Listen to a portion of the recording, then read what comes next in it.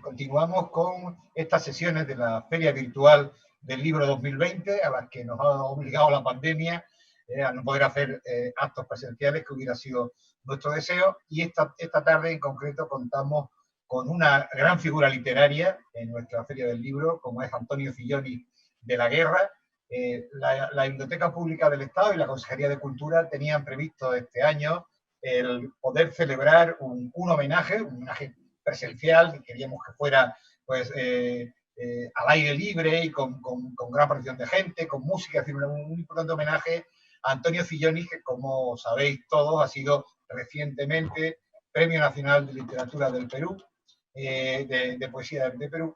Y esto, pues desgraciadamente, se nos fue un poco al garete con todo el tema de la pandemia. Lo realizaremos más adelante cuando las circunstancias nos lo permitan, pero no queríamos dejar pasar esta Feria del Libro sin tener un pequeño espacio que de alguna manera podamos hacer este homenaje a la obra poética de Antonio Filloni, ¿no? Esa era nuestra idea. Antonio Filloni es uno de los grandes poetas peruanos de la historia, eso es así. Es autor ya de casi 36 poemarios, hablamos de más de 60 años escribiendo poesía, sin duda, como digo, una gran figura literaria peruana que además vive entre nosotros desde hace más de 15 años, ha sido profesor de literatura en nuestra ciudad durante casi 12 años y miembro del Instituto de Estudios de Zulpía, ¿no? Para nosotros es un honor y un placer poder contar en esta Feria del Libro con este espacio dedicado a Antonio Filloni. Nos acompaña además para poder desgranar su obra y conversar sobre ella y profundizar en ella. Miguel Ávila, como sabéis, también es poeta, profesor de literatura en nuestra ciudad y bueno, y un buen conocedor de la obra de Antonio Filloni. Yo, sin más, doy la palabra a Miguel y Antonio para poder comenzar con este acto de la Feria del Libro. Antonio, tú me oyes bien, ¿verdad que sí? Perfectamente te oigo. Y yo también te veo, te oigo y te veo perfectamente. Además, te veo muy bien. Parece que este confinamiento, iba a decir, este arresto domiciliario que nos ha impuesto el virus monárquico, nos sienta de alguna manera bien. ¿Cómo te lo tomas? Casi puedo llegar directamente a ti y darte un abrazo, aunque en este caso concreto y lamentablemente tiene que ser un abrazo virtual. Efectivamente. Parece que el confinamiento nos pacifica. Estamos tranquilos y entonces por ahora estamos muy bien. Yo también te debo decir, Antonio, que nunca he trabajado tanto y hecho tantas cosas como durante este confinamiento. Yo creo que ya estoy rematando mis obras completas. ¿Tú también las estás rematando, Antonio? Sí, estoy trabajando en los libros inéditos que tengo y estamos preparando la reedición que va a ser de la plataforma virtual que se va a poder comprar en España, en Portugal, en toda Latinoamérica, porque Amazon no llegaba a Hispanoamérica. Y entonces ha surgido una empresa, Bibliomanager, que ya vende a través de la Casa del Libro y de una gran librería que hay en Sevilla, muy antigua, que es Proteo Prometeo. Sí, señor, conozco esa librería, una gran librería de Sevilla, que también hay una Proteo, creo, en Málaga. Bueno, ¿qué crees tú, Antonio? La primera pregunta que te hago es de obligado cumplimiento, por decirlo así, ¿no? ¿Tú crees realmente que esta cosa que está ocurriendo desde hace, ya parece que tiempos inmemoriales, nos puede cambiar en algo o vamos a volver otra vez a la andada? Como parece que va a ser así.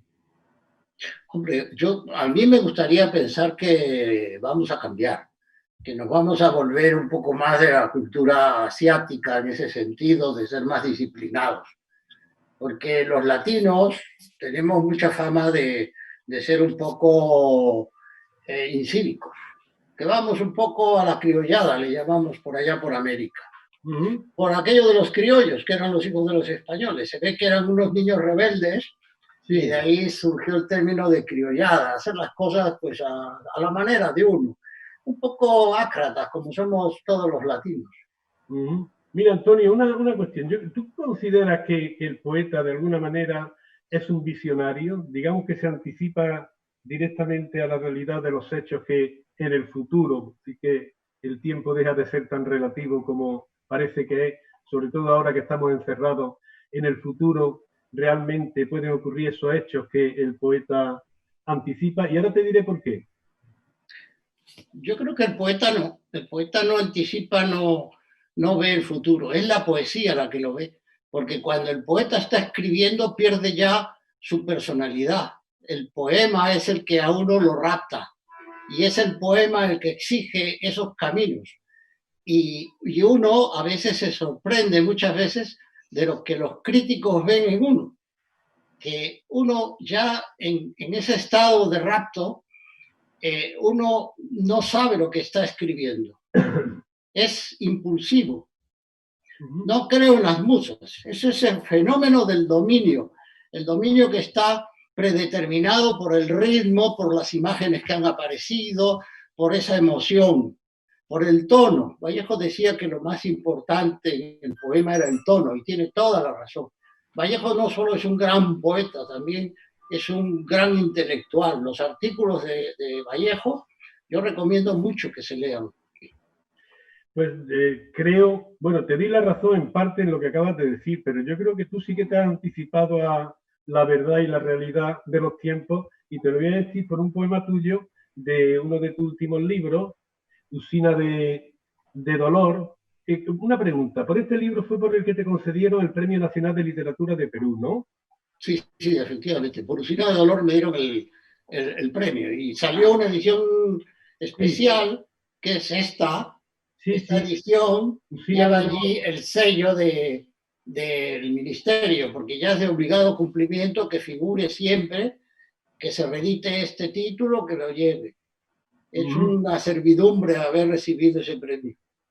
Sí, pero hombre, te lo decía directamente, y si me lo permite, voy a recitar un poema en el que creo que te ha anticipado, aunque yo sé que tú tendrás una respuesta más afinada y acertada de lo que en un momento podemos pensar que puedes decirnos, ¿no?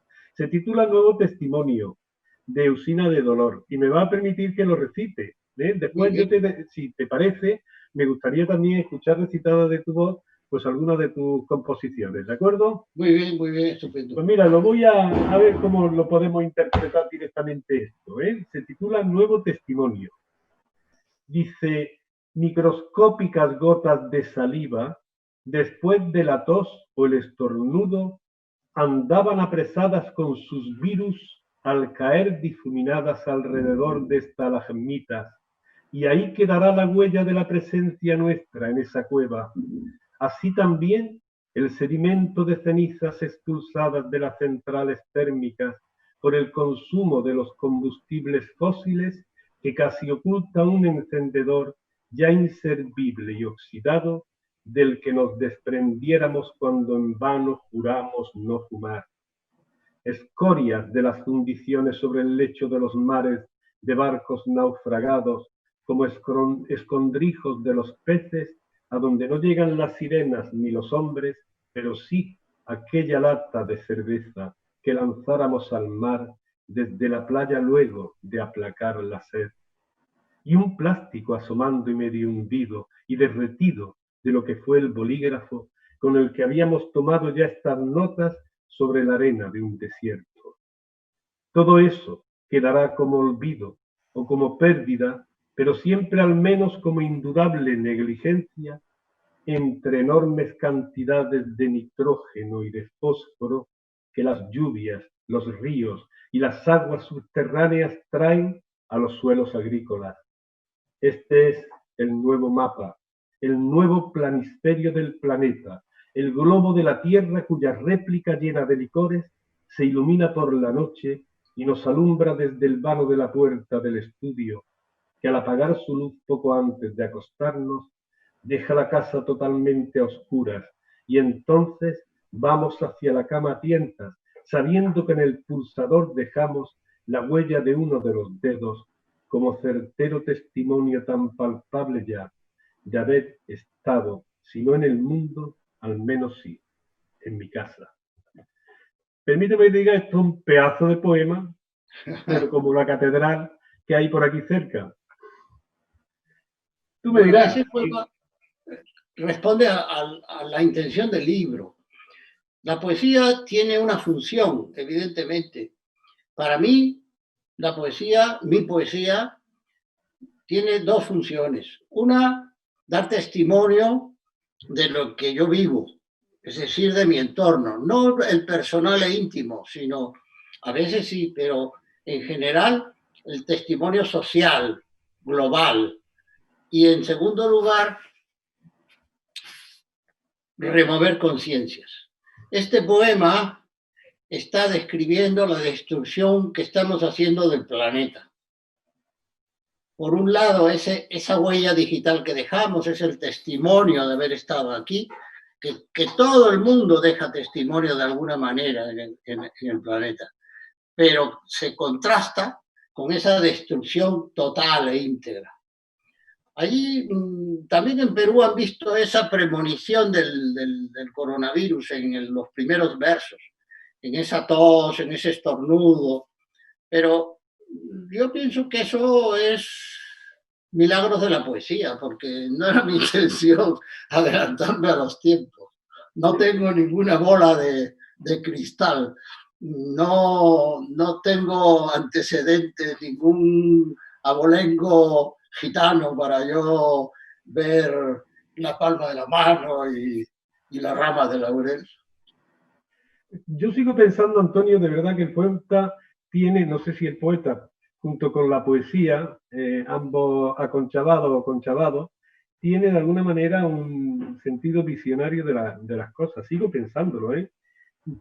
Habla de la cueva en este poema que dice de la huella de nuestra presencia en esa cueva, ¿no?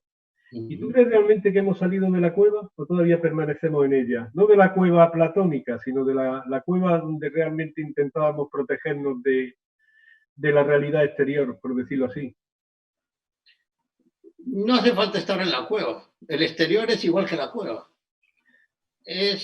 Yo creo que es un deseo el que cambiemos, pero me parece que es un deseo infundado. En el Perú hay un dicho que creo que también se repite en España, y el pueblo es muy sabio, que dice ser y figura hasta la sepultura. Yo creo que ese carácter latino no lo podemos quitar en absoluto.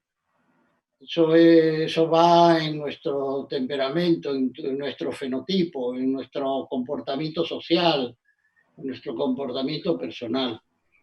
La cueva no vamos a salir nunca. Seguiremos en ella ad eternum. Lo mismo, de la misma manera que no nos bañaremos 2 veces en el mismo río, entonces, ¿no? Sí, pero Parménides decía que el río no se movía. No se movía. Sí. Que dejaba a Heráclito a los pies de los caballos, entonces, ¿no? Claro, claro. Él veía la imagen reflejada en el río y esa permanecía. Esa permanecía, ¿no? Claro, ahí hay dos concepciones totalmente contrapuestas, pero que se puede hacer la síntesis. Sí, Heráclito sí. Veía el agua y Parménides veía el reflejo. Veía el reflejo, ¿no? Muy bien. Bueno, Antonio, ¿tiene algo por ahí para, en fin, recitarlo? ¿Sí? ¿Has elegido algo, Antonio? Bueno, vamos a ver del último libro, versión de Otorongo. Voy a leer el poema 16, que es bastante oriental. Y dice así: con maderas traídas del lejano oriente construí mi casa. Mi cama es como el alma del uyú, que descansa en la flor de los cerezos, de breve aparición en nuestra corta vida. Igual que Tao Yuamín amaba el crisantemo, de cuyas hojas así están hechas todas las paredes de mi cuarto, a mí, tras las ventanas que dan al patio y que jamás las abro, me seduce frente a la flor de la cantuta siempre un colibrí.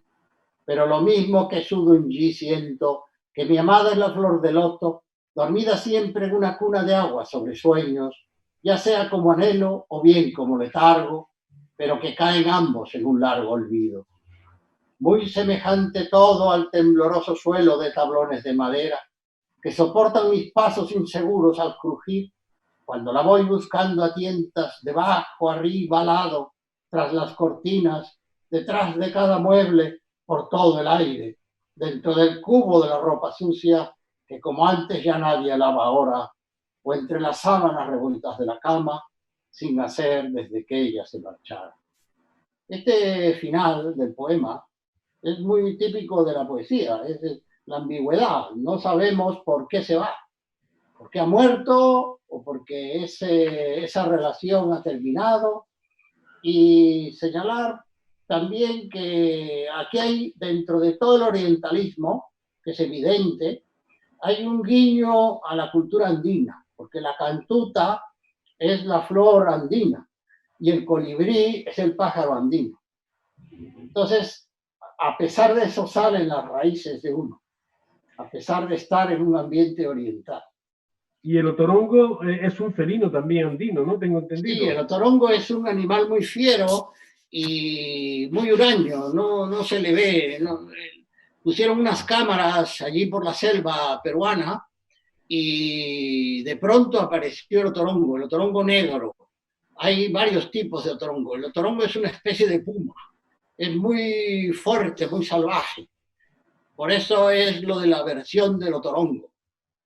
Porque yo he leído de versión del otorongo el poema más light que tengo, porque los demás poemas son bastante más fuertes.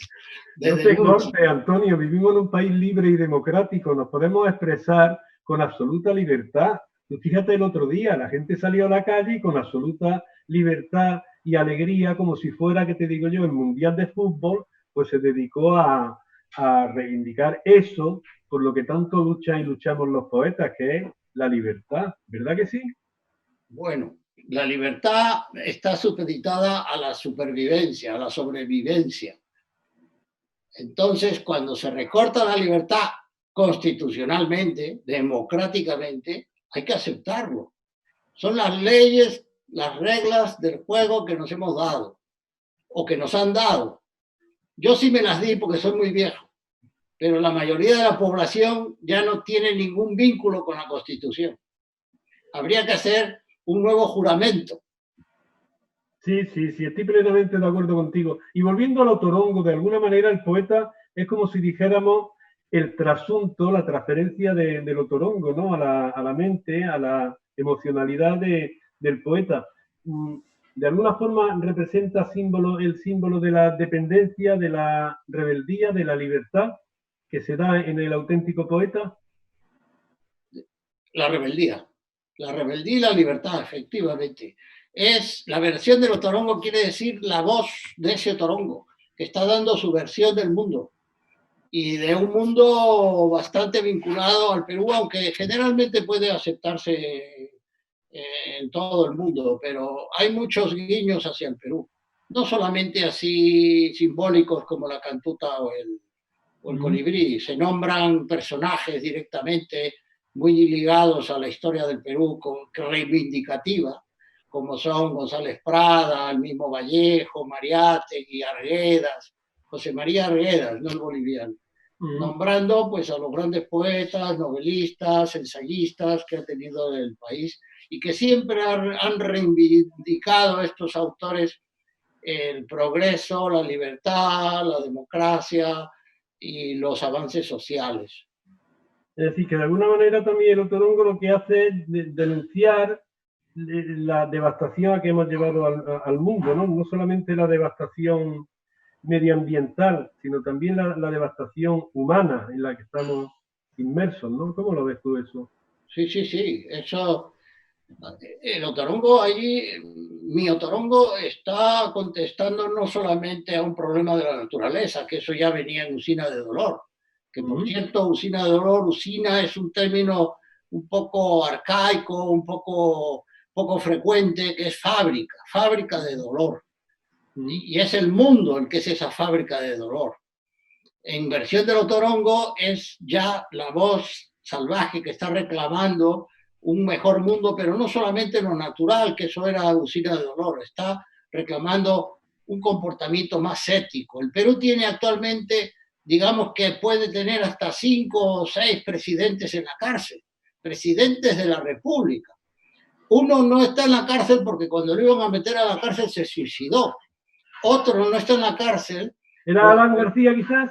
¿Cómo? Alan García. Efectivamente, Alan García de un partido populista que se llama el APRA, Alianza Popular Revolucionaria Americana, que fundó ella de la Torre.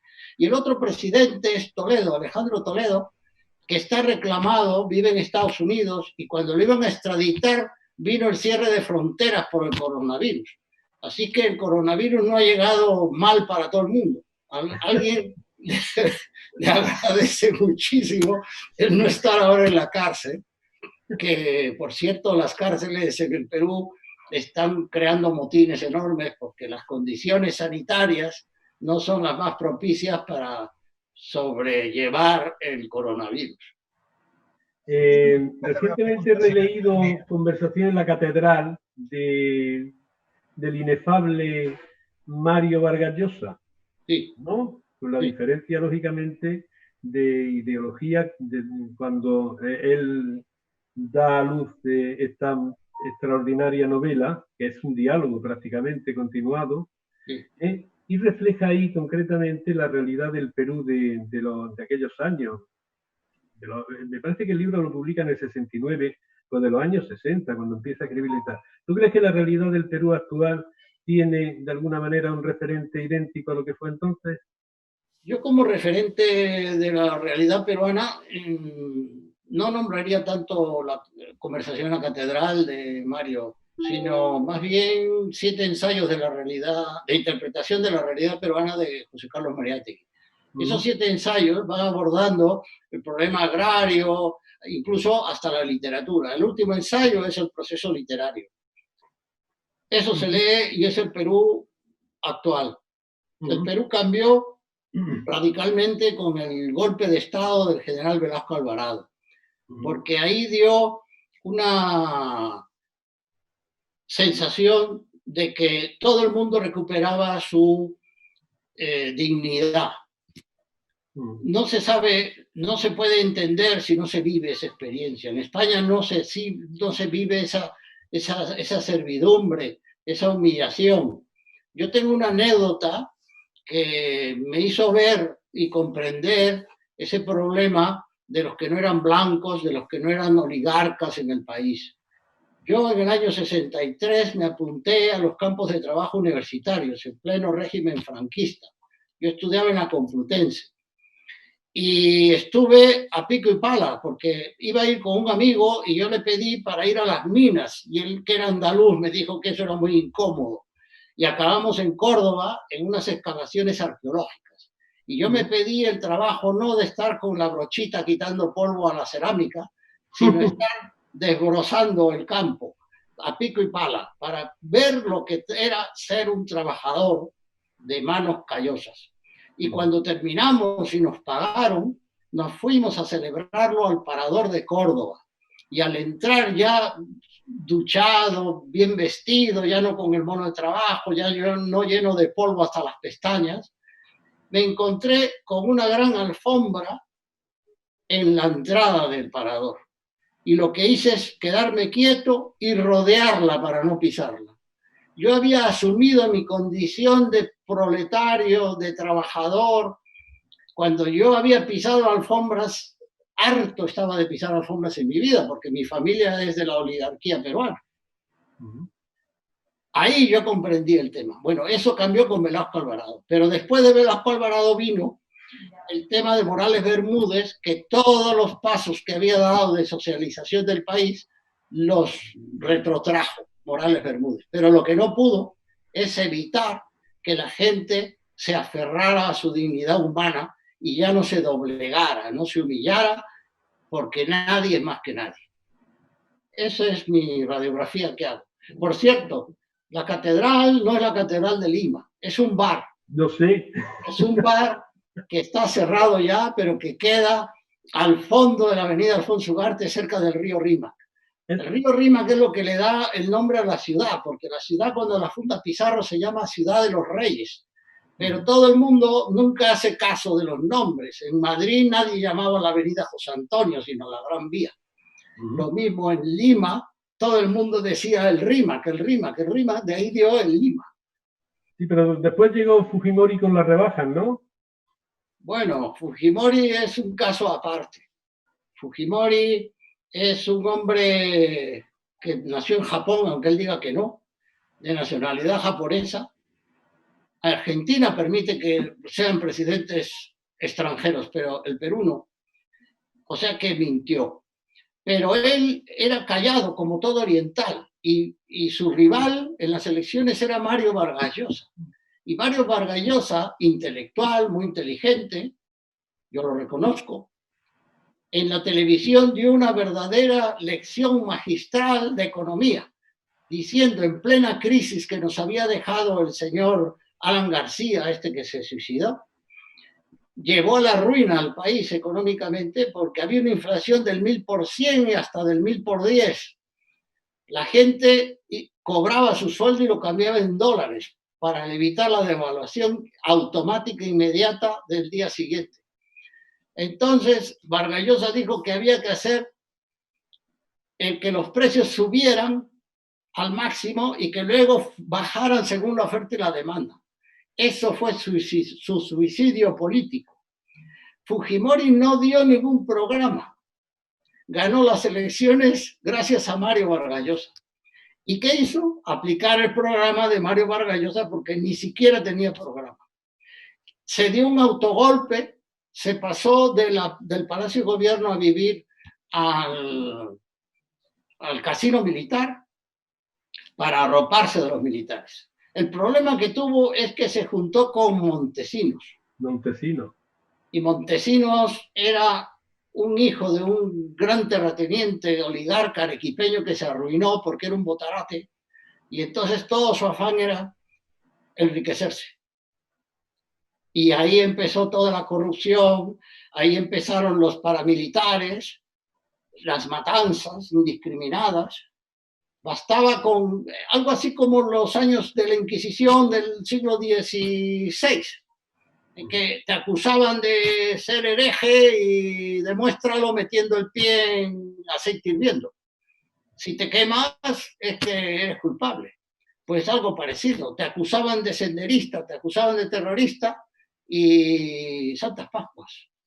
Y luego vino el narcoterrorismo.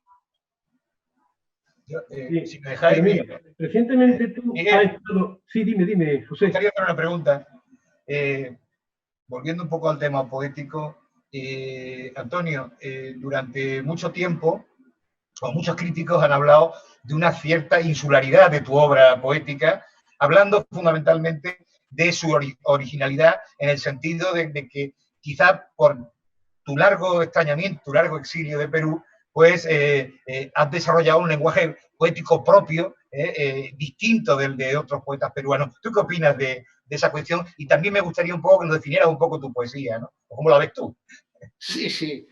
Eso es un juicio de José Miguel Oviedo, que hizo una antología, Estos 13, que me incluyó, y hablaba de que yo era un marginal. Luego llegó otra antología y estudio sobre la generación del 70, a la cual fui incluido indebidamente, porque yo no soy del 70, yo soy anterior. Y allí me hablaba de insular, porque Oviedo me hablaba de marginal.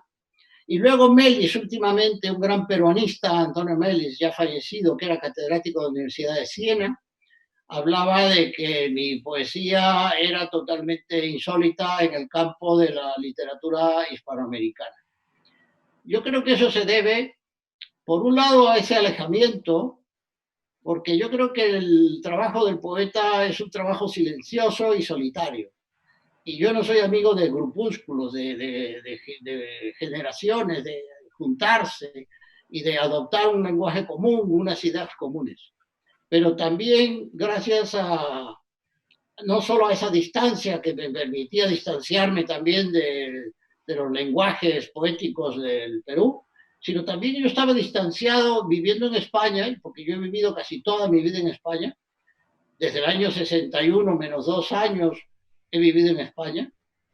Me he distanciado de los derroteros de la poesía española. Mi voz poética no se parece en nada a eso. Porque yo me di cuenta de esto muy pronto, me di cuenta en el año 65. Y entonces yo acudí a las fuentes, porque el mérito no es de uno nunca, no nace nada de la nada. Siempre hay unos padres, siempre hay unas lecturas. Y entonces yo me volqué en lecturas de Bertolt Brecht, en lecturas de los chinos, Pochuí, de Lipó, Huawei, etcétera, del mismo Stuchenko. Y luego también hice lecturas clásicas españolas, Quevedo, Garcilaso, pero no imitándolo, sino diciendo si este era el temperamento, porque yo hice muchísimas lecturas de historia. Entonces yo tengo una gran formación histórica porque yo no podía dar literatura sin darle los contextos a los alumnos. Y entonces al final yo había estudiado filología románica con La Pesa, con Damas Alonso, eran otros tiempos en la Complutense. En la Autónoma estudié historia yo. Y estoy también titulado en historia moderna y contemporánea. La razón fue que yo ya la medieval la dominaba mucho porque me gustaba mucho la historia medieval. Y la antigua no es necesaria porque literatura la antigua la literatura es griega y romana, no es castellana. El castellano surge en la Edad Media. Entonces todo eso a mí me dio una voz diferente porque yo lo que no hacía era imitar lo que hacía Quevedo, por ejemplo, sino decir, si Quevedo en plena barroco, en plena España convulsa, perseguidos, etcétera, etcétera, hace esto, yo ahora, ¿qué tendría que hacer? Entonces, estar un poco atento, un poco la revolución también de Wordsworth y Coleridge, que traen el romanticismo con sus baladas líricas. Todo eso me hacía a mí reflexionar. Y por eso soy inclasificable. A mí no me saben dónde poner. De hecho, me han puesto en el 70, cuando yo en el 65 ya había publicado. En el 66 Aguilar me había metido en Santología. En el 67 la editorial Aguilar también me había metido en Santología. Yo había publicado ya un libro en el año 67. Es decir, yo ya tenía vuelos como para eso. ¿Qué pasó? Que me dieron el premio Poeta Joven del Perú, que es un premio muy importante. ¿Por qué? Porque se da cada 5 años a un poeta menor de 30. El Adonais se da todos los años a un poeta menor de 35. Es muchísimo más difícil, se te pasa el arroz inmediatamente. Es más difícil obtener el poeta joven. Y eso a mí me marcó. A mí no, a los demás les marcó hacia mi figura el que yo fuese ganador del 70. Me dijeron, generación del 70. Pero a mí eso me da igual porque yo no le doy importancia a las generaciones. Yo creo que nadie se pregunta, cuando yo era profesor, yo no me preguntaba de qué generación era el Marqués de Santillana, ni de qué generación es Quevedo. La literatura hay que estudiar individualmente a los poetas, con sus conexiones sociales que son más importantes que sus conexiones con otros poetas. Salvo que sea el caso, por ejemplo, de Blas de Otero, que de broma le decían a Ángela Figueras, le decían a Blas le decían Ángela Figueramente humano. Figueramente humano. Antonio, volviendo a versión del Otorongo, hay una parte en la que le enmienda la plana, de la enmienda, quiero decir, al mismo Shakespeare. Te ha atrevido a enmendarle la plana a Shakespeare, a los sonetos exactamente 44 y 61 de Shakespeare, de los 100, me parece, 16 sonetos que Shakespeare dejó escritos. ¿Cómo es eso? ¿Cómo te atreviste a tan osada actitud? Bueno, en literatura se han hecho muchas versiones. Quevedo tiene poemas personales como si fuesen poemas suyos y son traducciones, son versiones. Yo no le enmendé la plana a Garcilaso, le enmendé la plana a las versiones castellanas de Garcilaso, que es distinto. Bueno, me refería más que a Garcilaso, a Shakespeare, tengo entendido. Perdón, sí, me he confundido. Me estoy refiriendo a Shakespeare, sí. Sí. Es que Shakespeare me retrotrae a Garcilaso de la Vega y a Cervantes, porque murieron el mismo día. Exactamente. El mismo año, el mismo mes. Todos murieron en el mismo, los tres murieron, porque me estoy refiriendo al Inca, Garcilaso de la Vega, el de Montilla, el que está enterrado en Córdoba. Me sugirió una versión que leí de traducción, una versión de versiones. Y entonces yo, pues, me atreví a dar mi opinión. Eso fue lo que ocurrió. Porque de hecho allí meto la Edad Media. Mas que se fizo aquel García Muñoz, a dó estarán sus numerosas huestes, en la ciaga emboscada de la muerte. Cayeron todos y hasta el día de hoy han sido vagamente recordados tan solo por aquel a quien mataron. ¿Esto qué alude? Porque mi poesía también es muy culturalista. Si no se entiende, pues vale, porque la musicalidad, lo que sea, pues te puede gustar. Pero si se entiende, pues ya es mejor. Jorge Manrique murió al pie del castillo de García Muñoz. García Muñoz era un noble porque hubo una guerra civil. La guerra civil no es solamente la de Franco. España ha tenido muchísimas guerras civiles. Y no solamente la de los carlistas. También está la de Isabel por el trono de Castilla. España no existía en ese tiempo. Cuando Alfonso X habla de la historia de España, se está refiriendo a Hispania como terreno, como territorio, como toponimia, es decir, a la península ibérica se refiere. Nadie pensaba en España. España, español no es castellano, español es francés. Son los franceses los que ven esa unidad y dicen español. Dime un gentilicio que acabe en ol. No existe. No existe. Alcohol no es un gentilicio. Entonces, ahí hay un guiño medieval, ahí hay un guiño de cómo García Muñoz pasa al anonimato y Manrique, que es este que matan, es el que va a perdurar. Porque él es famoso solamente porque sus huestes mataron a Manrique, a Jorge Manrique. Es un guiño a Manrique. Bueno, volviendo a tu poesía y tal, hay una pregunta que te quiero hacer que parece que es muy tópica, pero que a veces uno no sabe cómo responder. A mí me la ha hecho en alguna que otra ocasión y francamente me ha costado sangre, sudor y lágrimas intentar dar una respuesta medianamente, digamos entre comillas, válida, si es que se puede utilizar ese término. ¿Qué es para ti y qué significa para ti la poesía?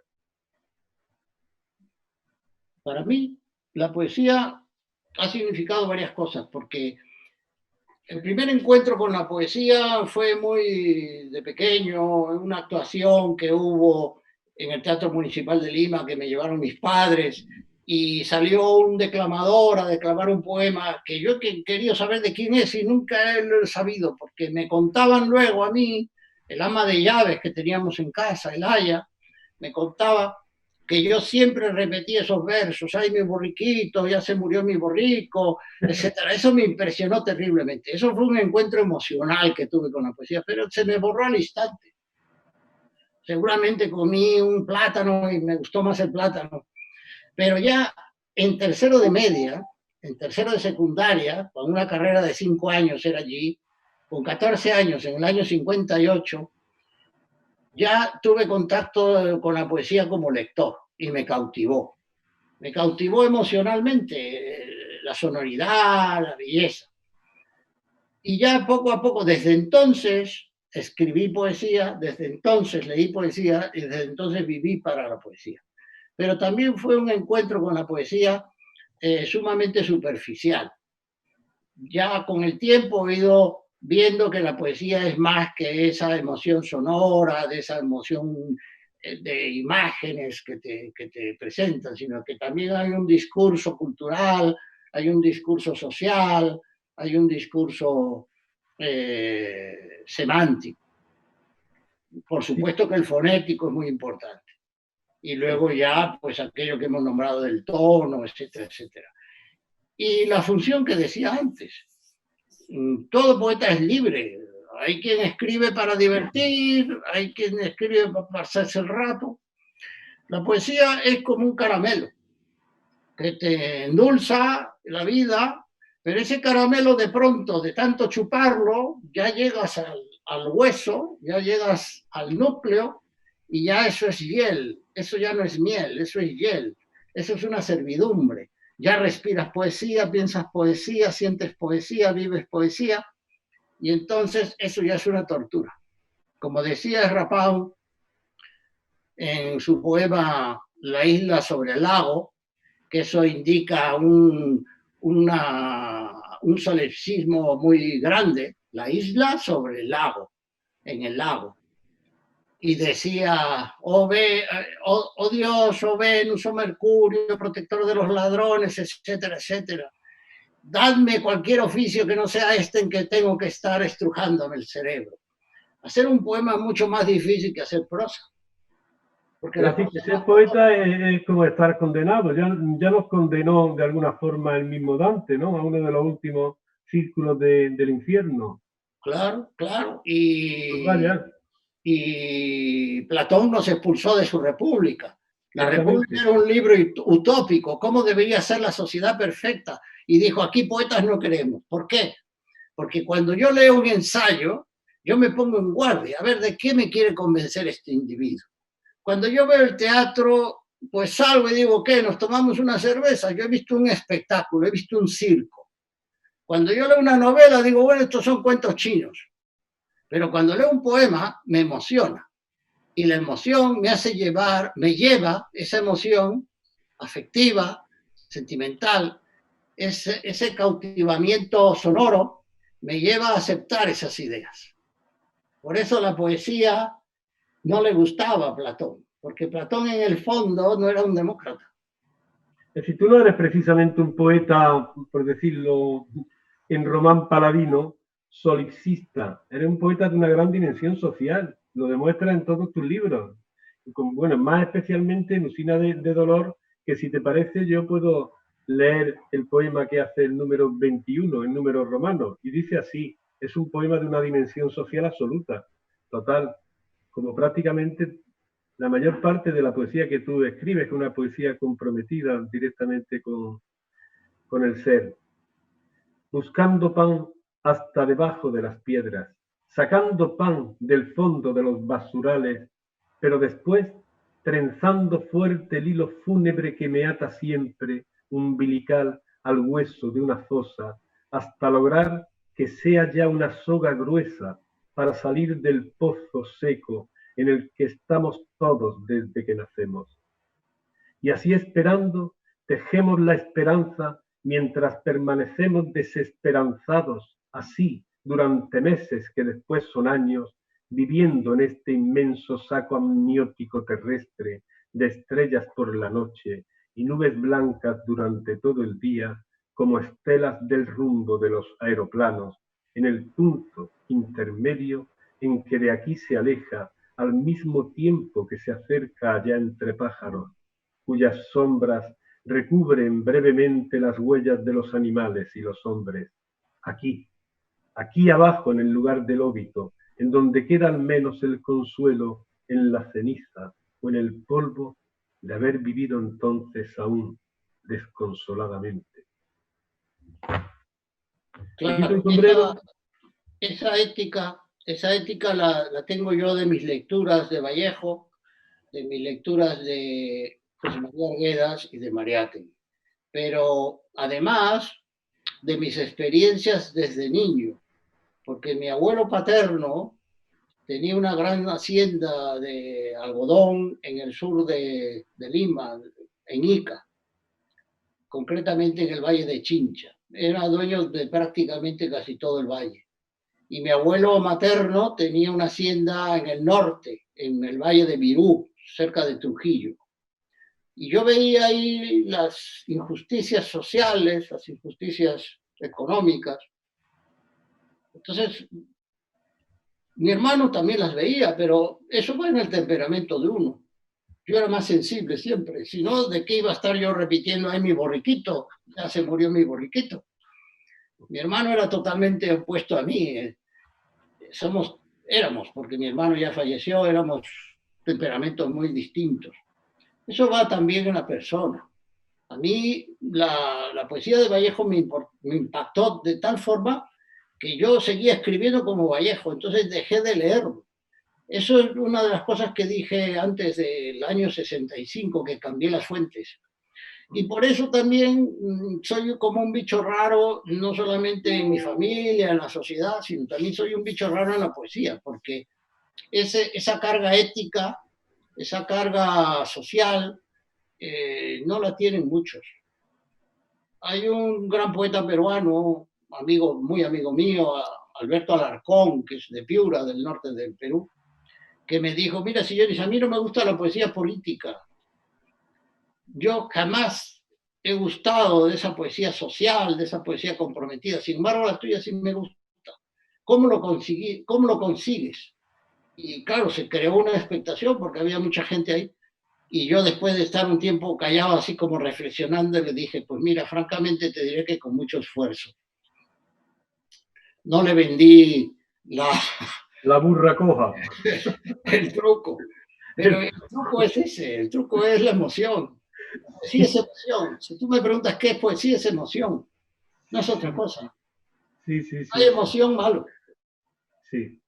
Después sí, pero mira, quizá a lo mejor conviene conmigo, Antonio, que como afirmaba Paul Valéry, creo que era Paul Valéry, el primer verso del poema lo conceden los dioses y después uno pues lanza la caña y tira de sedal, ¿no? ¿Cómo lo ves tú eso? ¿Tú crees realmente, a ti te viene lo del primer verso? Es decir, que es como una especie de revelación, de anticipo de lo que ha de venir después. Así como cada maestrico tiene su librico, cada poeta tiene su sistema. Y incluso un propio poeta puede tener varios sistemas. Hay poemas que lo que me surge a mí es el tema. Y entonces yo intento acomodar, llevarlo eso al lenguaje, esa idea. Me surgen ideas, porque la rima no es solamente rimar fonemas a final de verso. Hay rima de imágenes, hay rima de sentimientos, hay rima de emociones, hay rima de todo. Rima es repetición, nada más. Esto, a veces puede surgir un primer verso, pero ese primer verso no es el verso 1 del poema. Ese puede ser el verso final. Y tú tienes que construir el poema para llegar ahí. Pero te ha salido un verso brillante.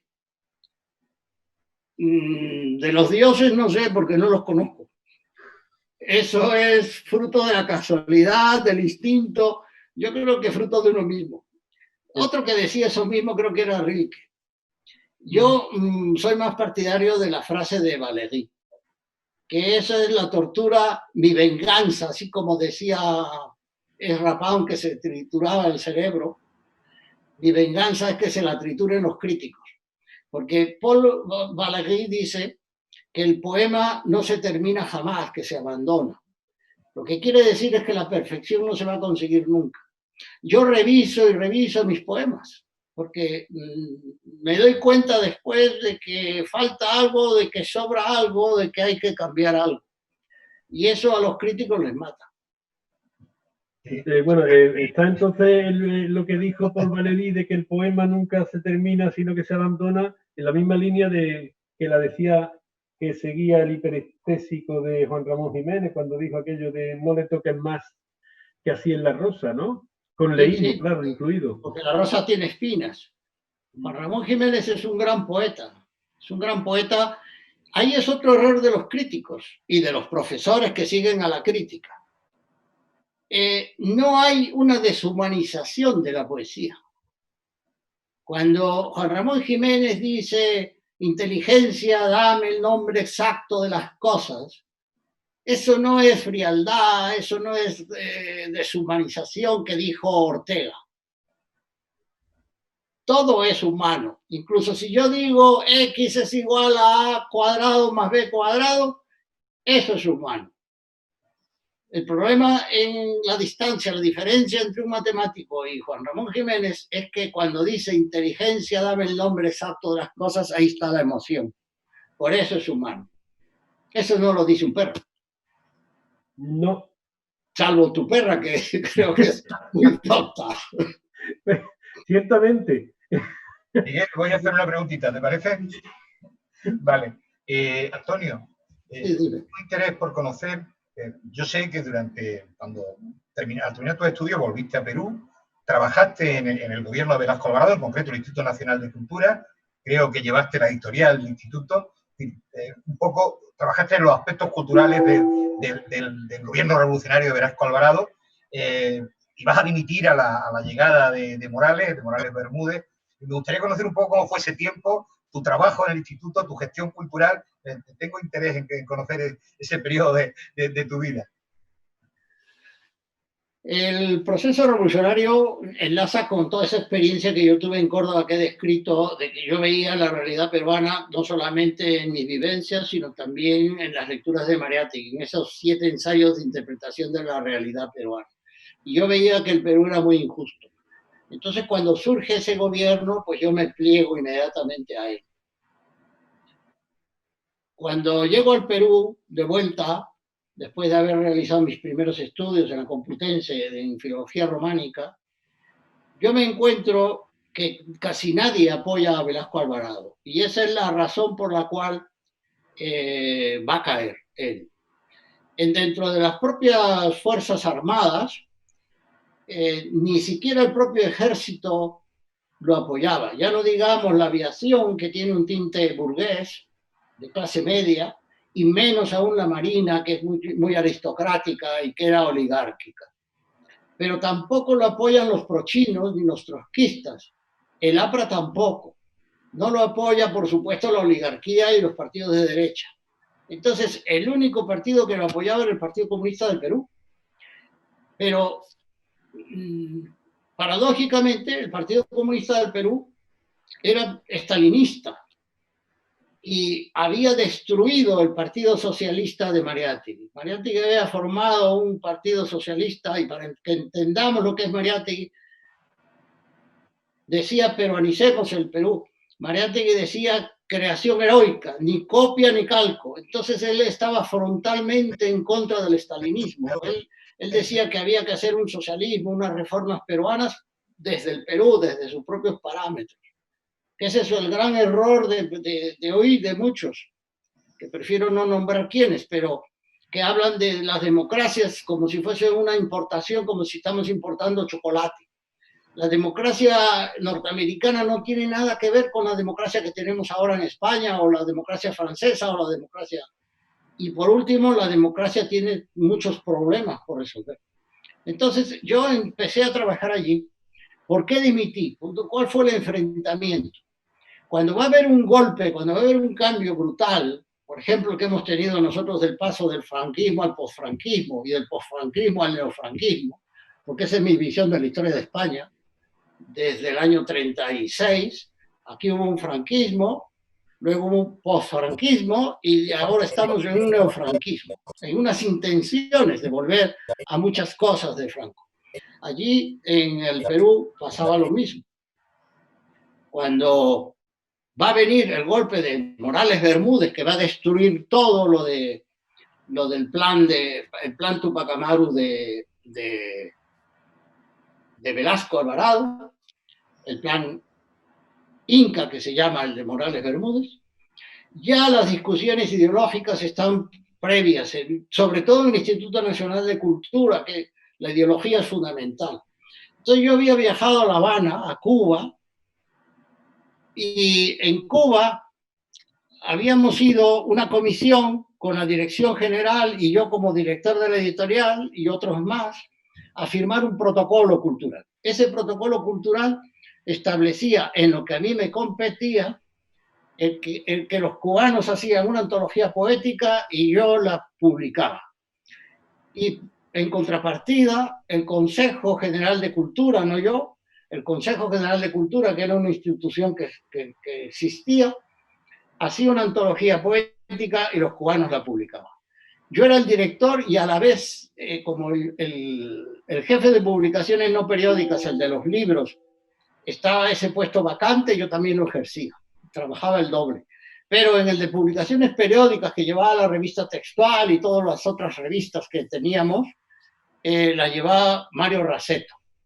Mario Raceto es un poeta que ya murió, de la generación del 60, que fue a La Habana junto con Javier Heró. Javier Heró fue un gran poeta, fue el primer premio poeta joven junto con Calvo, y en La Habana estudiaba cine, pero volvió al Perú ya como guerrillero en el Ejército Nacional de Liberación y murió nada más penetrar en el río Maldonado, en Madre de Dios.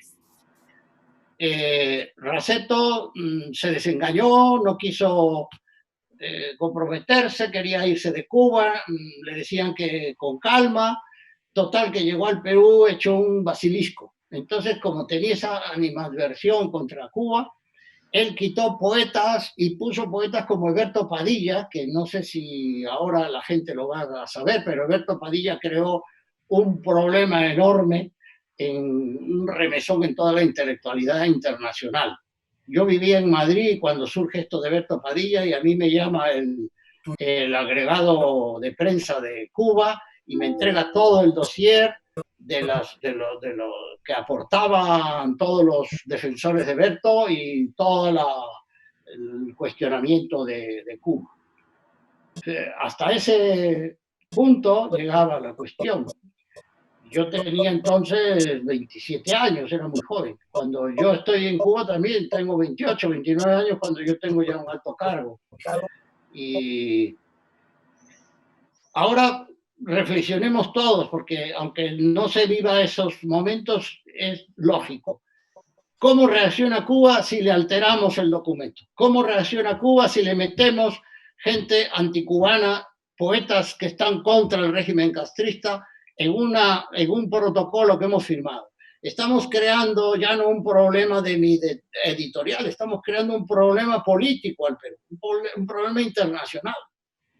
Es decir, mi experiencia también como poeta es que yo he ocupado altos cargos políticos. Entonces la gente no sabía, por ejemplo, que estuvimos a punto de entrar en guerra con Chile contra Pinochet, y yo recibí una carta confidencial, y yo a mi madre ni a mi hermano le decía que estábamos a punto de entrar, porque si yo hubiese hecho infidelidad, falta de confidencialidad, me hubiese costado a mí como mínimo la cárcel. El poder tiene unos conocimientos, unos resortes que no lo tiene normalmente la gente. Yo ahora que estoy apartado de los cargos políticos, yo no me entero de nada. ¿Yo cómo me voy a enterar? Yo lo que puedo tener es ciertas intuiciones. Por ejemplo, el presidente actual de España ha sido alumno mío, entonces yo lo conozco de chico, de joven, pero sé cuál es su temperamento, cuáles son sus tendencias, etcétera, pero cuáles son sus datos, no. Entonces yo no puedo opinar. La prensa recibe multitud de datos y compra solo unos pocos. Entonces, el tema fue ese fue el tema de la disputa. Y cuando yo le planteo esto a la dirección general, que era Marta Hildebrand, la directora general, le da la razón a Raceto. Entonces yo ya, ante eso, yo hice un enfrentamiento pleno y dimití. Eso acabó en una dimisión. Tal es así que Bulgaria me apoyó. Bulgaria no era en ese tiempo un país. Bulgaria era el Ministerio de Asuntos Exteriores de la Unión Soviética. El llevarte bien con los búlgaros significaba llevarte bien con la Unión Soviética. Y los búlgaros me ofrecieron ir a Sofía, al Instituto Lingüístico, a trabajar ahí con ellos. Y Cuba me ofreció ser de prensa latina, de su redactor de su agencia. Y yo, pues, les contesté que yo no había hecho nada por esas revoluciones y que no, y que yo volvía a España, donde estaba Franco, a luchar por las libertades. Ahí fue cuando yo milité en el Partido Comunista de España, cuando yo vuelvo, yo regreso. Pero con mucha dignidad y honra he de decir que al final me expulsó Carrillo del Partido Comunista de España. Bueno, si os parece, tenemos que ir planteando el final de la entrevista. Miguel, si te parece, una última pregunta. Y yo creo que, si os parece, cerramos con un poema en la voz de Antonio. ¿Os parece bien? Muy bien, muy bien. Una última pregunta y contesta Antonio y cierra él con un poema ¿vale? Perfecto. Pues mira, Antonio, precisamente estaba pensando en un libro que me ha impactado, por decirlo de alguna forma, me ha emocionado bastante, que es Victoriosos Vencidos. Es una obra que creo recordar que publicaste en el 2016. ¿Está dentro de tus obras completas las que publica Hipocampo?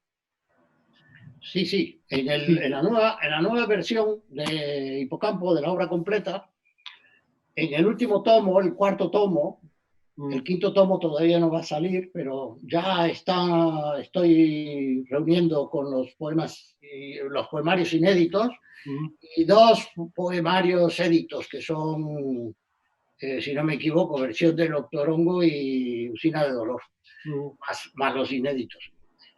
Victoriosos Vencidos efectivamente es un libro que va surgiendo aproximadamente del año 12 para acá, o un poco antes quizá.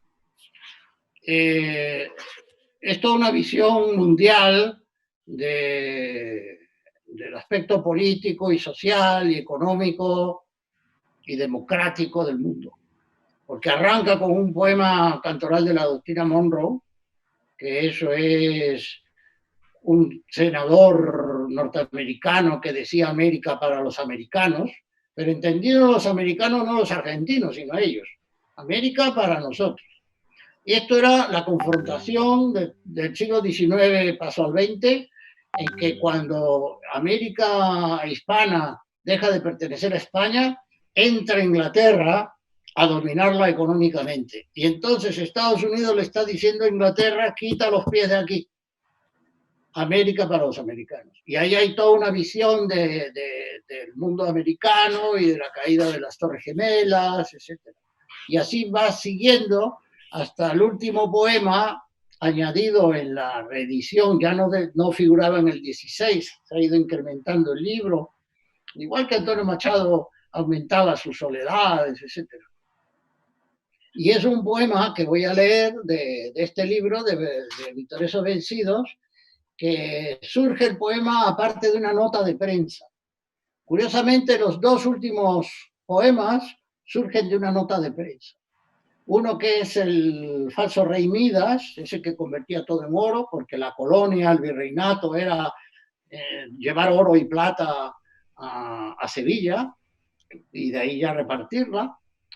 Eso es un poema pues que no viene a cuento ahora porque es muy americano, pero hay uno que es muy español porque descubrieron en unas excavaciones haciendo un parque, descubrieron unas fosas comunes del tiempo de la guerra y ahí descubrieron que había enterrado a una señora con un sonajero en el bolsillo. Ese niño que tenía meses y que le arrancharon arranchares en Perú, que le despojaron de su madre, ese niño, cuando yo escribo el poema, vivía todavía. Esto es como también otro poema de este libro que es El Danubio Rojo, porque hay un campo de concentración nazi en Austria que lo construyen los españoles, se llama también el campo de los españoles. Y cuando yo escribo ese Danubio Rojo, que es un amplio poema, está en YouTube, eso si a alguien le interesa puede verlo en YouTube, con imágenes auténticas del campo y en mi voz.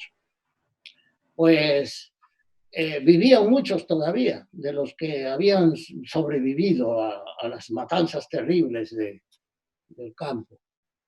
Entonces, si te parece, pasamos a la lectura. Claro, por supuesto. Bien, pues el poema se llama Todavía vamos a vencer. Este título no es mío. Esto es lo que decía el marido de la señora esta. Decía, todavía vamos a vencer, todavía vamos a vencer. Y era de izquierda, lógicamente. Y entonces lo apresaron. Y luego ya viene la historia de la señora, cuando la van a buscar a su casa y se la llevan, la matan y la entierran y todo tan precipitado que va con la bata y con el chupón, el chupete, chupón en Perú, el chupete en el bolsillo. El poema dice así. Excavando bajo el subsuelo de un parque con columnios infantiles hoy, donde ya nadie juega, ha sido hallada otra fosa común entre las casas, con un cadáver ya sin su ataúd. Bajo una capa de cal viva, los huesos de la pelvisón, los de una mujer joven, y en el cráneo y en el omóplato del lado izquierdo hay unos agujeros que son como de bala. Detrás de los cristales, desde donde los ojos de todos los vecinos lo están viendo, hay un hedor insoportable que ahí quedó encerrado. Y es el aire de entonces, el del odio de aquella guerra fratricida. Es también el del fanatismo de esa criminal posguerra, con esta intolerancia que resurge ahora al ser desenterrado. Catalina Muñoz Arranz sigue siendo la madre de 4 hijos, como la costra que se arranca de una herida, quedando al aire y ahí se infecta, se pudre y se gangrena. Así desde el costado una cuna fue arrancada mientras estaba amamantando y entre llantos con restos de la leche caída de la boca entre las babas y entre las lágrimas, así entre gritos fue llevada y entre súplicas después arrastras, terminaron donde quedó enterrada, con su amor hecho fósil ante la impiedad, dejando al aire ya sin costra su otra herida, que lejos tal vez infecte, se pudra y se gangrene. Todo por ser la esposa de un republicano preso, poco antes de estallar la guerra, esta vez en Palencia cerca de su pueblo, sin cielo ni horizonte, sin sol ni luz y solo, pudriéndose en su celda. Y estando así la puerta de la casa, abierta ahora a la intemperie, habiéndose quedado allí una olla destapada y el fuego de un hornillo ya apagado, o todavía el agua entremezclada con vinagre, la sal entreverada con azúcar y todo lo demás podrido, ¿quién matará las cucarachas? ¿Ya quién espantará las moscas? ¿Y quién ahuyentará las ratas? Si ahora es esto solo lo que los 4 comen siempre. Después del juicio, su pecho sumarísimo temblando entre sofocos subosido, también de entre sus prisas, así llevada al paredón sin los legajos, y en el pezón izquierdo atravesado ahí por una bala. También por un disparo cayó contra el vacío, su cráneo perforado ya sin juicio, sin más recurso que el de su muerte ante la nada.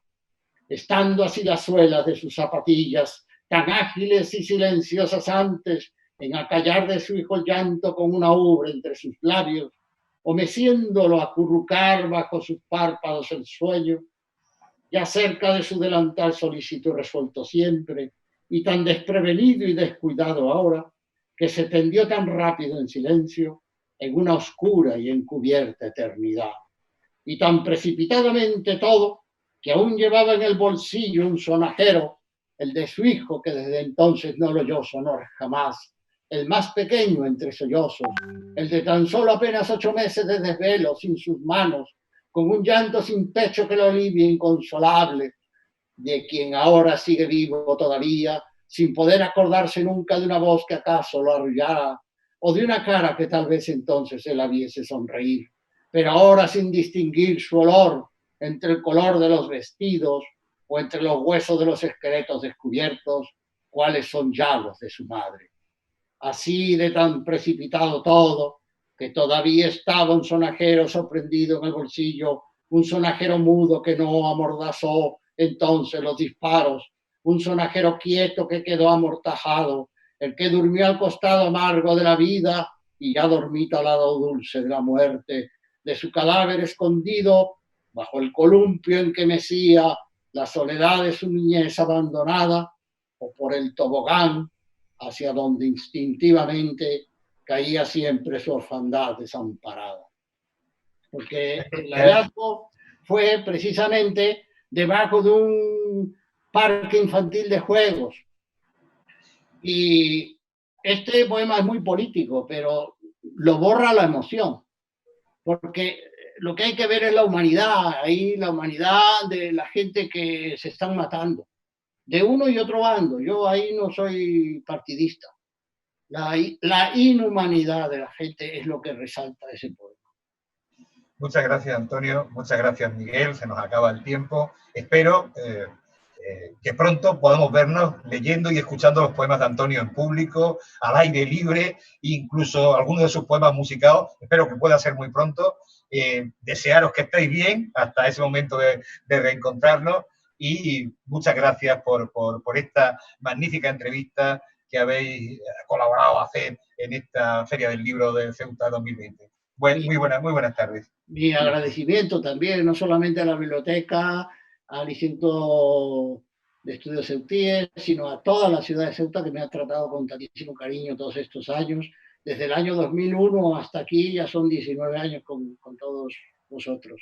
Muchísimas gracias de todo corazón. Muy bien.